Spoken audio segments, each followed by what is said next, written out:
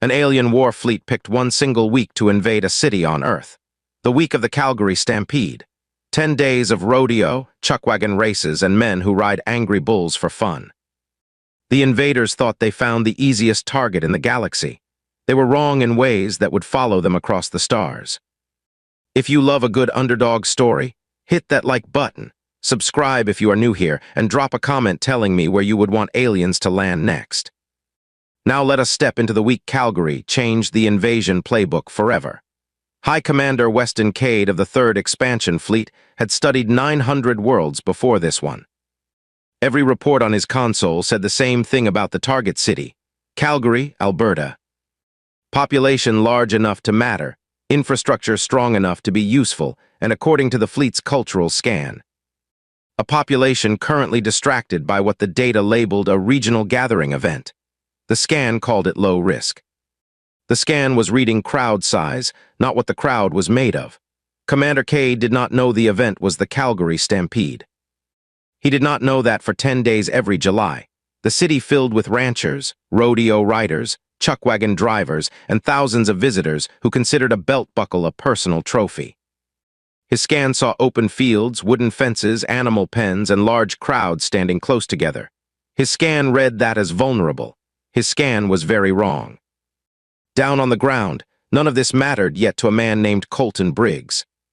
Colton was 28, raised on a cattle ranch outside the city, and currently standing in the chuckwagon paddock at Stampede Park with a rope in one hand and a coffee in the other. Colton had raced chuckwagons for 6 years. He knew horses the way most people knew their own name. He also had a bad habit of noticing things before anyone else did, which was exactly why he was the first person in Calgary to look up and see a shape in the sky that did not belong there. "That ain't a blimp," Colton said to his teammate, a stocky man named Duke Harmon who was tightening a harness buckle. Duke did not even look up. "Then it's a weather balloon. Or a drone doing traffic footage for the news. Duke, it's got no wings." Duke finally looked up. The shape hung low over the Stampede grounds, dark, smooth, and completely silent. It was the kind of silence that felt wrong, the kind that made the hair on your arms stand up before your brain understood why.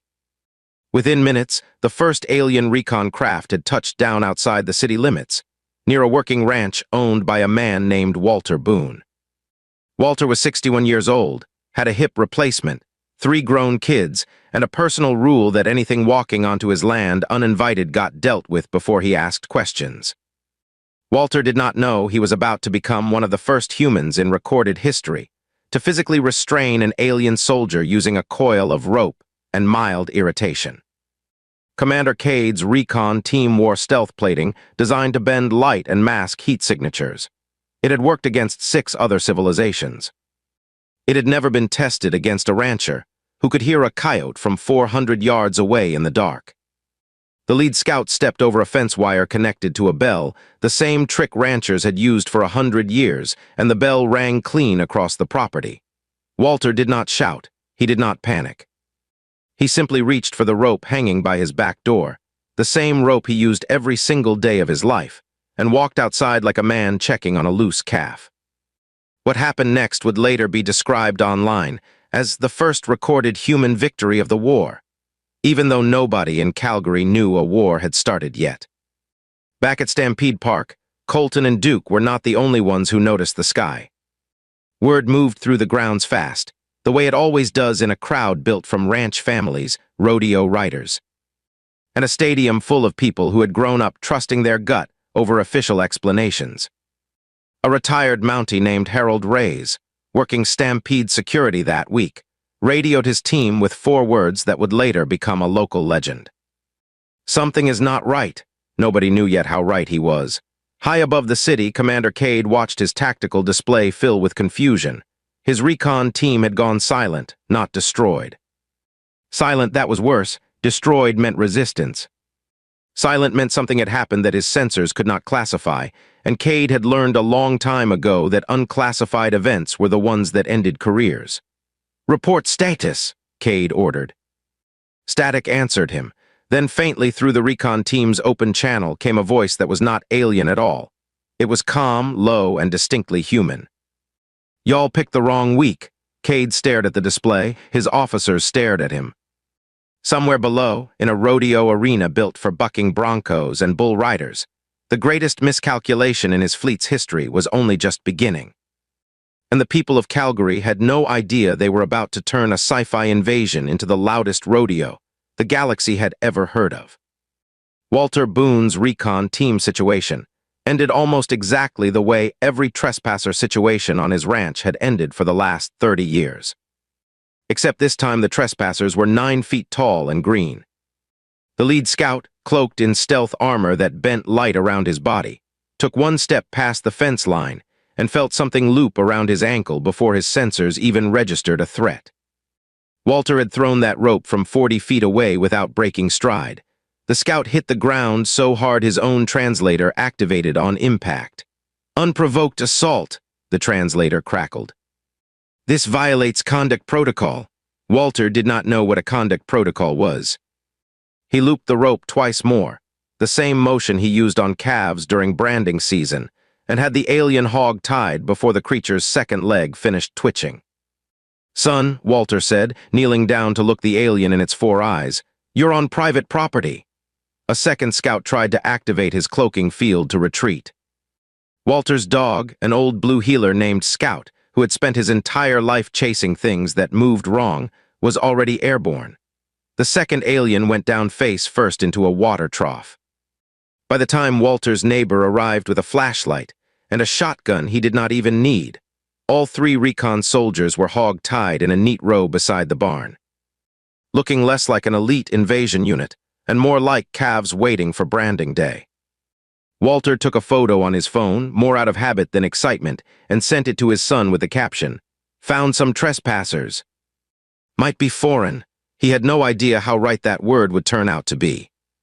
Meanwhile, at Stampede Park, the first wave of the actual invasion force was already descending, and Commander Cade had made a decision that would define the entire operation.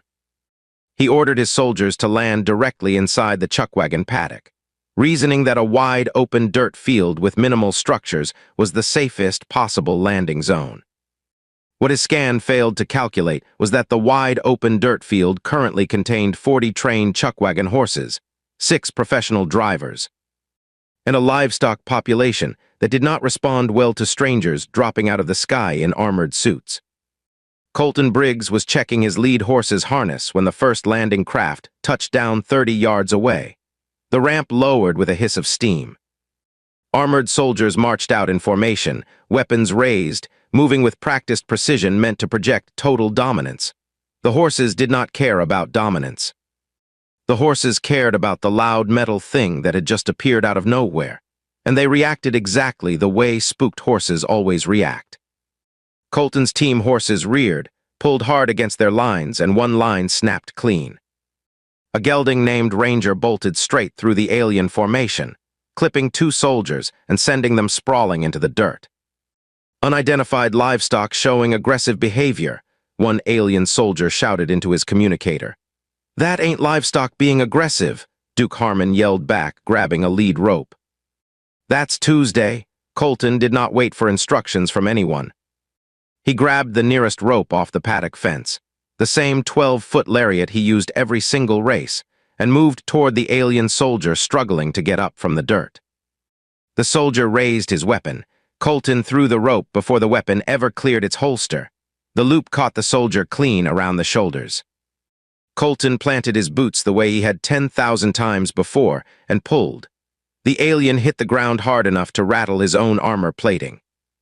"Ride him," someone shouted from the paddock fence, half joking, half serious, the way people shout things during chaos they do not fully understand yet. Colton looked at the downed alien soldier, looked at the rope in his hand, and made a decision that would end up on every news channel in North America within 12 hours.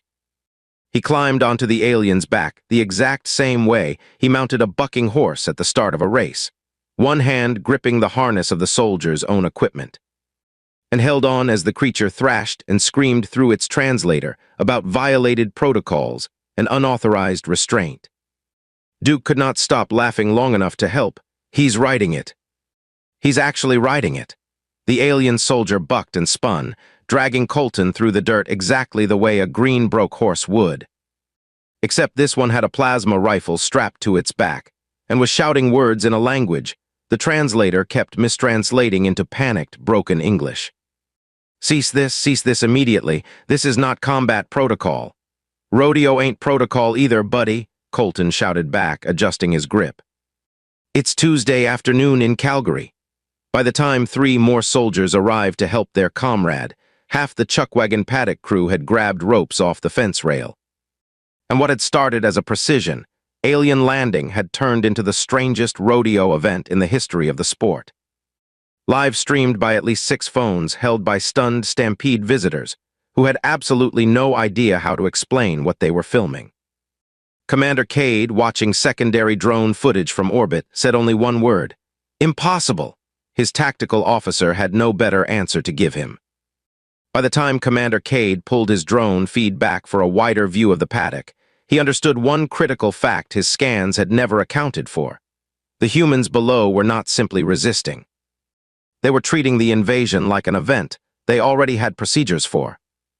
Colton finally released his grip and rolled off the alien soldier's back, landing in the dirt the same way he had landed off 1,000 horses before. The soldier staggered upright, armor scratched, dignity destroyed, and immediately radioed for extraction in a voice that had lost all of its earlier confidence. "This location is not secure," the soldier said. "Repeat, this location is not secure." Duke Harmon grabbed him from behind before the words even finished, wrapping a second rope around the soldier's arms with the same speed he used tying off a calf during branding.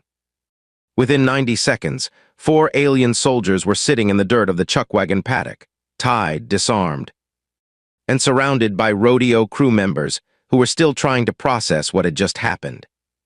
That was when the second and much larger wave arrived. Commander Cade, frustrated by his recon failure, ordered a full deployment directly onto the rodeo grounds, believing overwhelming numbers would settle the matter his scouts could not. 12 landing craft descended over Stampede Park at once, dropping soldiers near the food vendor row, the midway, and the main grandstand entrance, where thousands of visitors were still arriving for the afternoon rodeo show. What Cade did not understand, and what none of his intelligence data had prepared him for, was that a rodeo grandstand crowd does not scatter the way a normal city crowd does. It organizes. Fast. Harold Reyes, the retired Mountie working security, had already moved half his team toward the chuckwagon paddock the moment the first landing craft touched down. When the second wave arrived near the grandstand, his radio lit up with calls from vendors, ride operators, and rodeo staff, all reporting the same thing in different words. Something had landed. Something was armed. Something needed to be handled before the afternoon show started, because nobody in that stadium was going to let an alien invasion cancel the Saddle Bronc finals. A chuckwagon driver named Miller Pratt, 44 years old, 3-time Stampede champion, and a man who considered his wagon horses closer family than most of his actual relatives, watched an alien squad march toward the barns where his 4 lead horses were stabled. Miller did not call for help. Miller grabbed a horse blanket, a lead rope, and walked straight toward them. "You are approaching a restricted operation," an alien officer announced through his translator, raising a hand toward Miller. "Son, you are approaching my horses," Miller answered, "and that is a mistake you are only going to make once." The officer did not understand the warning until Miller's lead horse, a massive gelding named Outlaw, who had once thrown a professional rider clean over a fence rail, caught the officer's movement and reacted the only way Outlaw knew how to react to something unfamiliar standing too close. The kick landed square in the chest plate and sent the alien officer flying backward into a stack of empty feed barrels. Behind Miller, 3 more chuckwagon drivers had already grabbed harness lines, wagon poles, and anything within reach. What followed over the next several minutes was later described by one Stampede visitor's viral video as Cowboys treating an alien invasion like just another chore before the show started. One alien soldier, separated from his unit near the barns, made the single worst decision of his short career. He climbed into the back of an empty chuckwagon to escape a charging horse, believing the wooden structure would provide cover. It did not. Miller Pratt, seeing the soldier climb in, simply closed the wagon gate, hitched his team, and gave the signal to run the practice lap he had already scheduled for that afternoon. The chuckwagon shot forward at full speed, the trapped alien soldier screaming through his translator with every bounce and turn, his voice cracking through the open channel back to Commander Cade's bridge. "This vehicle is uncontrolled. I am inside an uncontrolled vehicle. I require immediate extraction." Cade's officers stared at their monitors in disbelief as the tracking signal from one of their own soldiers bounced violently around the chuckwagon track at speeds their own scans had not predicted a wheeled Earth vehicle could achieve. "Report your status," Cade demanded. The answer that came back would later be quoted by two different galactic intelligence agencies as the single strangest combat report in Dominion history. "Status is Chuckwagon. I am the Chuckwagon." Cade closed the channel. Around him, his bridge crew said nothing because there was nothing left to say that would not sound insane. Down on the ground, the practice lap ended exactly on schedule. Miller Pratt opened the wagon gate, looked at the dazed, thoroughly rattled alien soldier curled up against the wooden boards, and offered him a single piece of advice. "Next time, stay off the wagon." The soldier did not answer. The soldier had stopped speaking entirely. Above the city, Commander Cade stared at his tactical display, watching two of his squads reduced to hostages of rope. One soldier physically ridden like a bucking horse in front of a live audience, and another soldier's status logged permanently in fleet records as Chuckwagon. His invasion had been running for less than 90 minutes. He had not yet seen the grandstand. The grandstand crowd at Stampede Park had one advantage no alien scan could measure. It was not one crowd. It was thousands of people who had spent their entire lives around livestock, machinery, and controlled chaos. All packed into one place at the exact moment an invasion decided to test itself against them. Commander Cade, determined to salvage the operation, ordered a direct show of force near the main arena entrance, believing a large, coordinated formation would finally establish the fear his fleet needed. 40 soldiers marched out in perfect lines, weapons raised, moving toward the grandstand gates where the afternoon rodeo crowd was still filing in. A man named Garrett Cole, 36 years old, a bull-riding announcer who had spent 15 years learning how to read a crowd and control a room with nothing but his voice, was standing near the arena's sound system when the soldiers appeared. Garrett did not run. Garrett grabbed the closest working microphone and did the only thing he knew how to do under pressure. He announced it like an event. "Folks, looks like we've got some new competitors joining us this afternoon." Garrett's voice boomed across the grandstand speakers, calm, confident, and completely unbothered. "Never seen gear quite like that before, but we'll see how they do in the arena." The crowd, still not entirely sure what they were looking at, laughed nervously, then began filming. Then began moving, not away from the soldiers, but toward the arena rail, treating the entire scene like the strangest halftime show of their lives. Cade's soldiers had trained for fear. They had trained for panic. They had never trained for an audience. "They are recording us," one soldier reported, confusion clear in his translated voice. "They are not retreating. Continue advance," the squad leader ordered, though even his own confidence had started to crack. That confidence shattered completely when the arena gates opened for the scheduled saddle bronc event, releasing a line of powerful, fully grown rodeo horses straight into the open grounds, exactly as their handlers had planned before any of this started. Nobody stopped the schedule. Nobody thought to. The rodeo ran on its own momentum, and that momentum happened to include half a dozen furious, freshly released bucking horses charging directly into the alien formation. What followed was chaos in its purest form. Soldiers scattered, formation broken, weapons firing wildly into open air as the horses crashed through their ranks with the same raw unpredictability that had ended 100 rodeo careers before. One soldier was lifted clean off his feet by a horse named Widowmaker, a name the animal had earned honestly over 6 seasons of throwing professional riders. Garrett kept narrating the entire time because stopping felt more dangerous than continuing. "And there goes Widowmaker, folks, doing what Widowmaker does best." "That's a full toss that's got some serious airtime on it," the crowd roared. Not out of malice, but out of the same instinct that made people cheer during any rodeo event. An instinct that did not know how to switch off, just because the competitor happened to be from another planet. Commander Cade watched his formation collapse in real time from orbit, and for the first time since the invasion began, he asked a question his officers could not answer. "Are they entertained?" His intelligence officer hesitated before responding. "Sir, cross-referencing local behavior patterns." This crowd response is consistent with what the humans classify as a good show. Cade said nothing for a long moment. Down below, his soldiers were being thrown, dragged, and chased across an open field by animals his scans had classified as low-threat livestock. All while thousands of humans filmed the entire event and cheered like it was scheduled entertainment. That was when Harold Reyes made his move. Harold had spent the last 20 minutes organizing security staff, ride operators, and off-duty rodeo hands into something resembling a plan, not because he had a manual for this situation, but because 30 years of crowd control experience did not simply disappear because the threat had 4 eyes instead of 2. He led a group of a dozen men toward the alien squad leader, still trying to re-establish formation near the arena rail. "Sir," Harold said, using the same flat, procedural tone he had used on drunk troublemakers for 3 decades, "you're going to need to come with us." The squad leader raised his weapon, more out of instinct than actual intent. Harold did not flinch.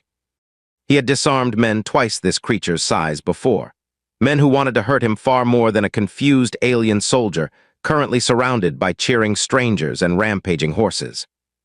"Put it down," Harold said simply. The soldier looked at the chaos around him.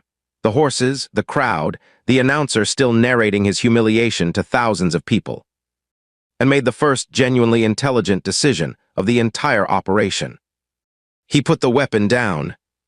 Commander Cade, watching his last organized unit surrender without a single shot fired by the humans, finally gave the order he never imagined giving on what was supposed to be the easiest planet in the sector. Pull back the ground teams, full retreat to orbit. It was not going to be that simple. Not with what was still waiting for his fleet near the food vendor row, where a woman named Darlene Cassidy was about to make the entire Dominion regret ever hearing the word Calgary. Darlene Cassidy ran the busiest mini donut stand on the entire Stampede grounds, a fact she reminded every customer at least once during their order. She was 52 years old, had worked the same stand for 18 years, and had a personal rule that nothing, whether drunks or apparently alien soldiers, was allowed to interrupt her fryer during peak lunch rush. When 6 retreating alien soldiers stumbled into the food vendor row, trying to regroup after the disaster at the grandstand, they made the mistake of walking directly through Darlene's line. "Excuse me," the lead soldier said through his translator, still trying to salvage some shred of authority. "This area is now under temporary Dominion control." Darlene did not even look up from her fryer basket. "Sweetheart, you just cut in front of 40 people who have been waiting 15 minutes for donuts." The soldier hesitated, clearly unprepared for a response that ignored the entire concept of interplanetary conquest in favor of a lunch line grievance. "We require this location for tactical regrouping." Darlene set down her tongs, wiped her hands on her apron, and looked at the soldier the exact same way she looked at anyone who tried to skip her line during the busiest week of her year. "You're gonna require an ambulance if you don't get out of my line." What happened next spread across every phone in the vicinity within seconds. Darlene grabbed the nearest object within reach, a fully loaded tray of cinnamon sugar mini donuts, and swung it directly into the lead soldier's helmet with enough force to knock him sideways into a nearby popcorn stand. The vendor at the popcorn stand, a college student named Chase Whitfield who had absolutely no combat training and every bit of 19-year-old adrenaline, grabbed the closest thing available, a bag of unpopped kernels, and started throwing it like ammunition. Within 30 seconds, the entire food vendor row had joined in, not out of coordinated strategy, but out of the same instinctive defense of territory that made every single one of them protective of their stand, their line, and their livelihood during the 1 week of the year that made their entire business. Soldiers were pelted with corn dogs, hit with serving trays, and chased by teenagers wielding lemonade pitchers like weapons. One soldier, cornered near the ice cream truck, surrendered simply by raising both hands and saying the only word his translator could manage clearly. Truce, the vendor with the ice cream scoop did not lower her weapon, but she did stop swinging it. Above the chaos, Commander Cade watched his retreating soldiers get overrun not by an organized militia, not by trained combatants, but by food vendors defending lunch lines with kitchen equipment. His tactical officer's voice cracked slightly as he delivered the update. "Sir, we are logging our forces as defeated by, confectionery staff." Cade closed his eyes. "Do not log it that way. What would you like it logged as, sir?" Cade thought about the ropes, the horses, the wagon, the grandstand crowd. And now a woman armed with a donut tray, who had ended a soldier's combat career in under 4 seconds. "Log it as unforeseen local resistance," Cade said quietly, "and begin full fleet withdrawal." That order came too late for one final humiliation. As the last landing craft attempted an emergency evacuation from the paddock area, Colton Briggs, still covered in dirt from his earlier ride, watched the ship struggle to lift off through a cloud of loose hay and spooked horses still circling the grounds. He grabbed a coiled rope off the fence one final time, more out of stubborn instinct than any real plan, and threw it toward the landing gear as the craft began to rise. It should not have worked. It had no business working. But the rope caught, the ship's ascent lurched sideways under the sudden weight and resistance, and for one brief, glorious moment broadcast live across a dozen phone videos. An actual alien spacecraft was slowed down by a chuckwagon lariat before the line finally snapped under the strain. The crowd's reaction was instant and thunderous. It was not fear. It was the same sound Stampede Park made every single year when a rider stayed on for the full 8 seconds, when a chuckwagon crossed the finish line first, when the thing everyone came to see finally happened in front of them. Commander Cade watched his final ship clear the atmosphere, battered, humiliated, and short several soldiers who would need considerable time to explain their experience to Fleet Command. He looked at the tactical display one last time, at the little dot on the map still labeled Calgary, and made the only decision that made any sense left in his entire career. "Mark this location," he said slowly. "Restricted." "Permanently?" "For how long, sir?" Cade thought about the rope, the horses, the wagon, the donuts, and the sound of an entire stadium cheering while his fleet retreated in pieces. "Forever," Cade said. "Mark it forever."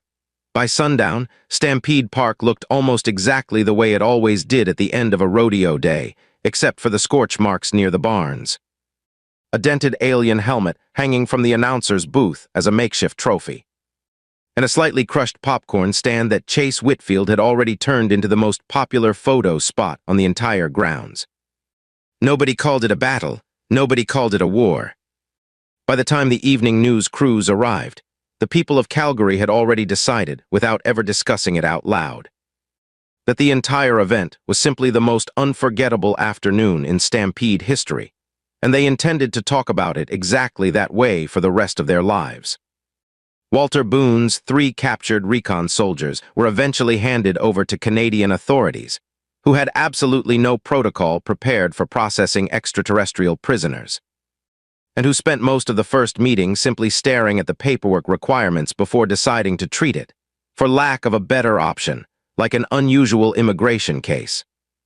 Walter, for his part, went home, fed his cattle, and told his wife over dinner that he had, in fact, caught some trespassers earlier, and yes, they were exactly the kind of trespassers she was thinking of. Colton Briggs became, almost overnight, the single most requested interview in the city. Every news outlet wanted to know what it felt like to ride an alien soldier the same way he rode a bucking horse. Colton's answer never changed no matter who asked. Felt about the same, honestly. Just held on and did what I always do. Miller Pratt's chuckwagon, the same one that had carried a terrified alien soldier around the practice track at full speed, was retired from competition and placed on display near the front gate of Stampede Park the following year, with a small plaque that read simply "Restricted Cargo, no extraterrestrial passengers." Darlene Cassidy's mini donut stand became a minor tourist attraction all on its own. People traveled from other provinces just to buy a bag of donuts from. As the local paper put it, the woman who ended an alien soldier's combat career with a serving tray. Darlie never let the attention slow down her line. She still reminded every single customer that she had been running that stand for 18 years, now with the added detail that she had also, technically, participated in Earth's first successful planetary defense. Garrett Cole's live announcing of the entire grandstand incident became one of the most replayed pieces of audio in the country that year, largely because he never once broke character. Treating an actual alien assault the exact same way he treated every wild ride he had called for 15 years straight. When asked later why he never panicked, Garrett shrugged and said the job was the same no matter what climbed into the arena. "My job's to call what I see," Garrett said. Didn't matter if it had 4 eyes. Still had to call it. High Commander Weston Cade's fleet limped back through hyperspace with a report that would eventually become required reading among Dominion intelligence officers. Not because of its content, but because of how many times the phrase unforeseen local resistance appeared across a single document. The planet Earth remained on the restricted list. The city of Calgary received its own separate designation, one that translated roughly into, "Do not return during the 10-day period, ever under any circumstances." Back on the ground, the Stampede continued exactly as scheduled for the remainder of its 10 days, because that was simply what the Stampede did, invasion or no invasion. The Saddle Bronc finals happened, the Chuckwagon Championship happened, the mini donut line never got any shorter. At the closing ceremony, Harold Reyes stood near the arena gate, watching the crowd file out one final time, and found himself thinking about the whole strange week, the same way he thought about every difficult shift in his long career. Something unexpected showed up, and the people around him simply handled it because that was what needed to happen. And there was no version of the day where anyone in that stadium considered doing anything less. Somewhere above the atmosphere, a single Dominion sensor buoy remained in orbit, quietly logging Earth's activity for any future consideration. Though Fleet Command had made it clear that consideration was unlikely for at least several generations. The final entry in its log, translated roughly from the original data stream, read simply, "Population resistant. Cultural event ongoing. Recommend alternate galaxy." If you made it all the way to the end of this one, you already know what to do. Hit that like button if Calgary earned it. Subscribe if you want more stories exactly like this one, and drop a comment telling me which moment was your favorite, the rope, the wagon, or the donut tray. Share this with a friend who needs to see Cowboys win one for the whole planet. Thanks for riding along on this one, and I will see you in the next story.